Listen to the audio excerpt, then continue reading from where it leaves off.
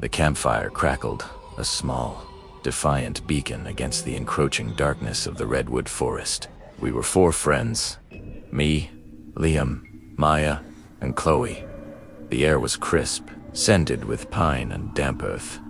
And for a while, everything felt perfect. It was our annual escape, a tradition we started back in college to unplug from the city's relentless hum. Liam, ever the leader, was grilling sausages, his face illuminated by the dancing flames. Maya was trying to tune her small, portable radio, searching for a signal through the dense canopy, while Chloe was sketching the twisted shapes of the ancient trees in her notepad. I remember leaning back against a fallen log, just soaking it all in. The sky was a deep, star-dusted velvet, and the only sounds were the fire, the whisper of the wind through the colossal trees, and the faint, static-laced music from Maya's radio. We joked about old times, planned future adventures, and felt that rare, uncomplicated happiness that only comes when you're with people you trust completely, far from everything else. The first sign that something was wrong was subtle, easily dismissed. Liam went to get more firewood from a pile we'd gathered earlier,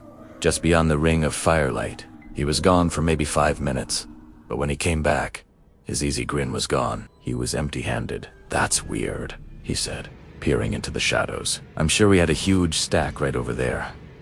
We shrugged it off. Maybe an animal, a curious raccoon or a deer, had knocked it over and scattered it. It was a flimsy explanation, but we wanted it to be true. So we laughed and Liam grabbed a smaller axe to chop some more. Later that night, as we were getting ready to turn in, another odd thing happened. Maya swore she heard a voice on her radio, just for a second, cutting through the static. It wasn't music or a news report. It was a whisper, she said.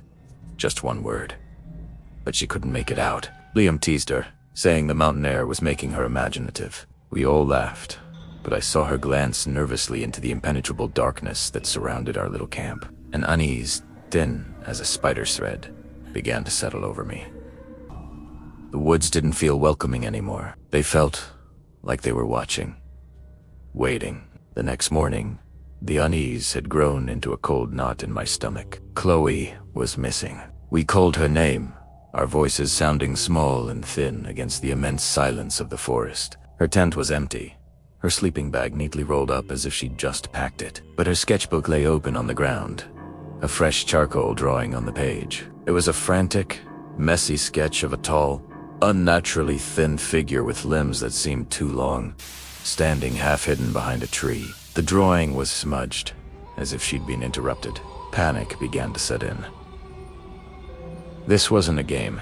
Chloe wouldn't just wander off without a word. Liam, trying to be the calm one, suggested she went for an early morning walk and got lost. "We'll split up," he said, his voice a little too loud, a little too forced. "Maya, you and I will head west." "You," he said, looking at me. "Head east. Stick to the trail. We meet back here in an hour. Yell if you find anything." It was a terrible plan. Something straight out of a horror movie. But we were scared and not thinking straight.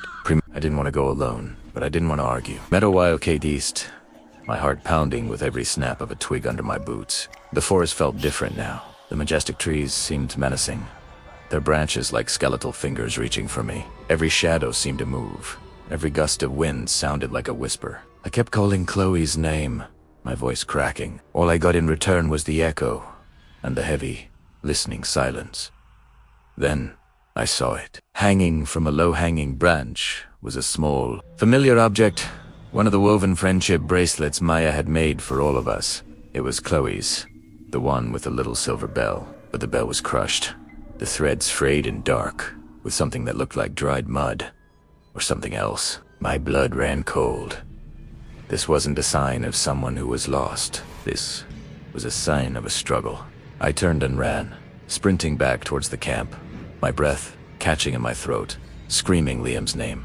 When I stumbled back into the clearing, it was empty. The campfire was nothing but cold, gray ash. Liam and Maya were gone.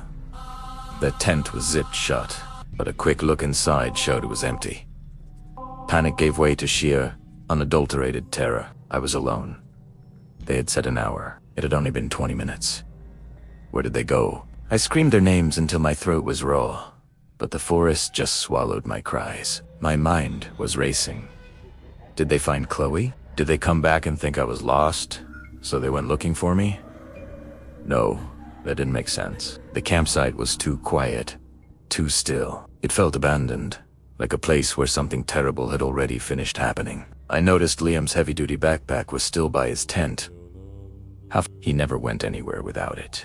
And on the ground, near where Maya's radio had been, lay the device itself, cracked open.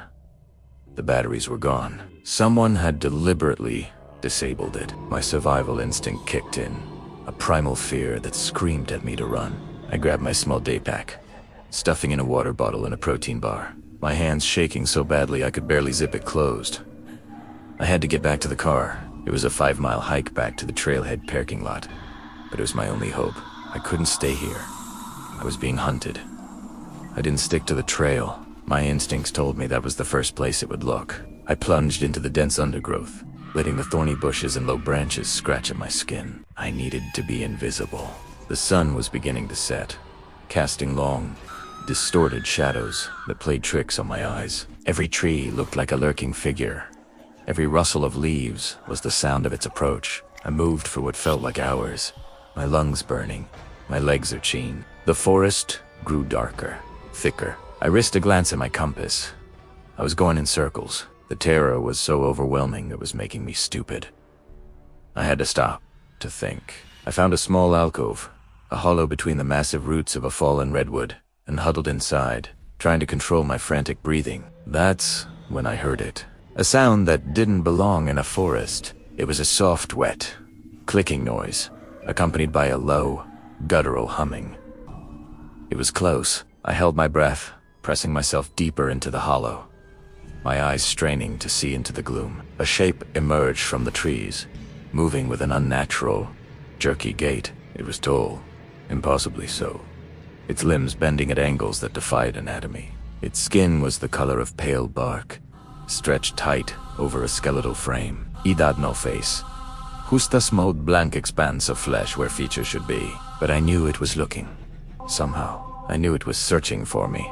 It paused, its head tilting as if listening. The humming grew louder, vibrating through the ground. It was mimicking something. A radio. It was mimicking the static-less music from Maya's radio. A grotesque, distorted version of the melody we had been listening to just last night. The sound was designed to lure, to confuse.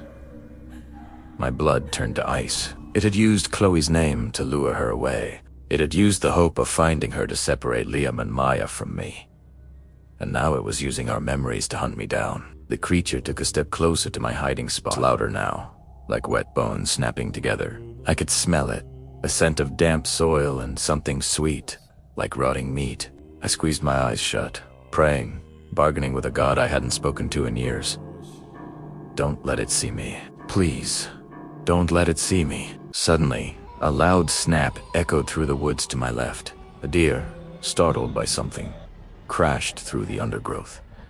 The creature's head snapped in that direction. The humming stopped. With a speed that was terrifyingly fast, it scuttled away, disappearing into the darkness after its new prey. I didn't wait. The moment it was gone, I scrambled out of the hollow and ran. I didn't care about direction anymore. I just ran, fueled by pure adrenaline. I ran through thorns that tore at my clothes, over roots that tried to trip me, my only thought to put as much distance as possible between me and that thing. Eventually, through a break in the trees, I saw the faint glint of moonlight on metal. The parking lot. I sobbed with relief, stumbling forward. My car was there, a beautiful, solid promise of escape. I fumbled for my keys, my fingers numb and clumsy. The key slid into the lock. The door clicked open. I threw myself inside, locking the doors, my chest heaving. I sat there for a full minute, just breathing. The silence of the car, a deafening roar after the sounds of the And then I saw it. Standing at the edge of the woods, just inside the tree line, were 3 figures. They were perfectly still, standing side by side. It was Liam, Maya, and Chloe. But it wasn't them. Their bodies were rigid, their heads lolling at unnatural angles, and their faces, Their faces were gone, where their features should have been. There was only smooth, blank skin, like unfinished mannequins. They were just empty shells. My scream was silent, a choked gasp of air. The creature wasn't just a predator. It wore its victims. It took not just their lives, but their very identities. And as I stared in horror, the figure on the far right, the one that was once Chloe, slowly raised its arm and pointed. It pointed directly at me. Then, behind them, emerging from the deeper darkness, the tall creature appeared. It stepped forward, placing a long, spindly hand on each of its puppet's shoulders. It tilted its featureless head, and from it came a new sound. It wasn't humming. It wasn't static. It was a perfect imitation of my own voice, a clear, high-pitched wisp in my voice. I slammed the car into reverse, tires screeching on the gravel, and sped out of that parking lot without looking back. I drove all night. The image of those blank faces burned into my mind. I never told anyone the full story. Who would believe me? They found my friend's car. No trace of them was ever discovered. They called it a tragic hiking accident, but I know the truth. Sometimes, late at night, when the house is quiet, I think I can hear it, a faint whisper on the edge of hearing. Sometimes, it's my own voice. Sometimes, it's the voice of one of my friends. It's a reminder, a promise. The forest remembers me, and it knows how to call my name.